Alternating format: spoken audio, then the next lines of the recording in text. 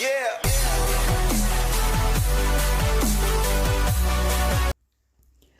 Welcome to rapid maths Tamil channel.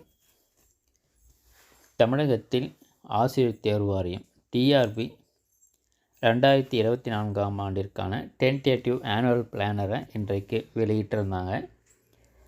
So இதில் TRB post graduate assistants, அதே போல்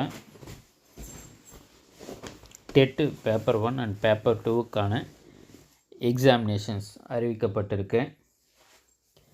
paper 1 paper 2 பொறுத்தவரையில் April மாதம் notification வெளியாகும்ன்றதும் ஜூலையில் தேர்வுகள் நடைபெறும்ன்றதை வந்து தெரிவிச்சிருக்காங்க. போஸ்ட் கிராஜுவேட் அசிஸ்டண்ட்டை பொறுத்தவரையில் மே மாதம் நோட்டிஃபிகேஷன் வெளியாகும். ஆகஸ்ட் மாதம்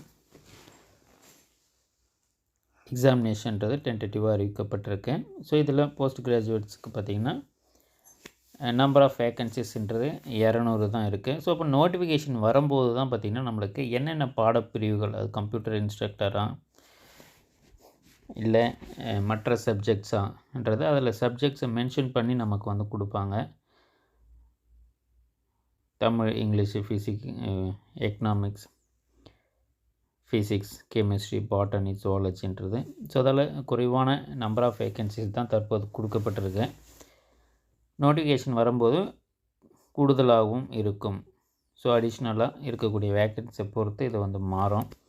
ஸோ இதில் அதிகப்படியாக மாணவர்கள் கேட்கக்கூடியது பிஎட் 2ஆம் ஆண்டு, பிஎட் செகண்ட் இயர் படிக்கக்கூடிய மாணவர்கள் எந்த தேர்வு எழுத முடியும், டிஆர்பி எழுத முடியுமா, டெட்டு எழுத முடியுமான்றது மாணவர்களுக்கான டவுட்டாக இருக்குது. ஸோ அதை பற்றி இந்த வீடியோவில் பார்க்கலாம். நம்ம சேனலை மறக்காமல் சப்ஸ்கிரைப் பண்ணிக்கோங்க.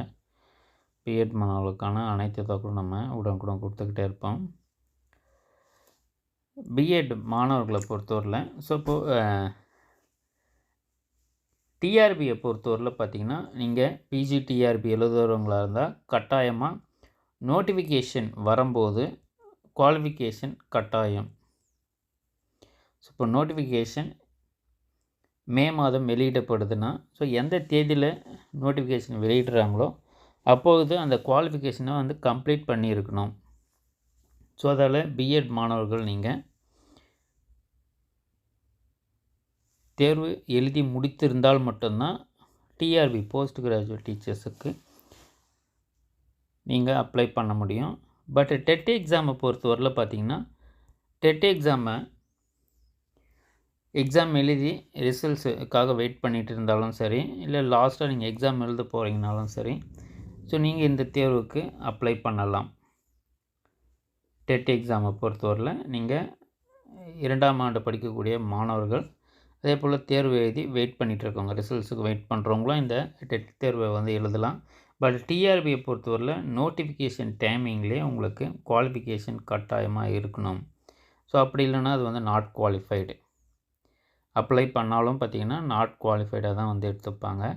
ஸோ அதில் நோட்டிஃபிகேஷன் வரும்போது உங்களுக்கு குவாலிஃபிகேஷன் கம்ப்ளீட்டாக நீங்கள் முடிச்சிருந்தால் மட்டும்தான் டிஆர்பிக்கு அப்ளை பண்ணுங்கள்.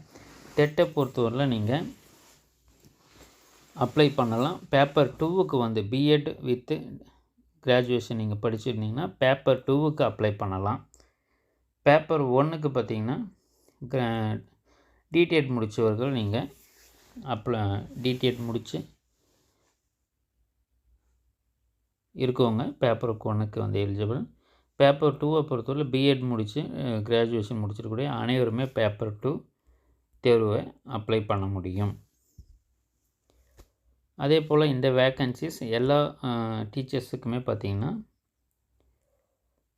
நம்பர் ஆஃப் வேக்கன்சிஸ் அதிகப்படியாக இங்கே வந்து கொடுத்துருக்கிறது குறைவாக இருந்தாலும் நோட்டிஃபிகேஷன் வரும்போது அதிகமாக இருப்பதற்கான வாய்ப்பு இருக்குது. ஸோ அதில் கொடுத்துருக்கக்கூடிய எக்ஸாமினேஷன் ஷெடியூலை பொறுத்து தேர்வுக்கு தயாராகுது நல்லது. ஸோ அதை தான் இங்கே நம்மளுக்கு வந்து கீழே வந்து கொடுத்துருப்பாங்க. This planner is tentative so as to enable the candidates to prepare themselves for the examination.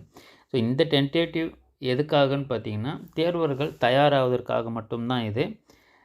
இந்த எண்ணிக்கைகள்ன்றது கூடலாம் குறையலாம்ன்றது தான் இதனுடைய அர்த்தம். This may be addition R deletion to examination mentioned in the planner.